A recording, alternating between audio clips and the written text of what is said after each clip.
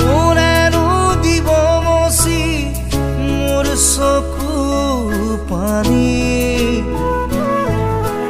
কোনেনো কবহি জীৱনৰ কাহিনী।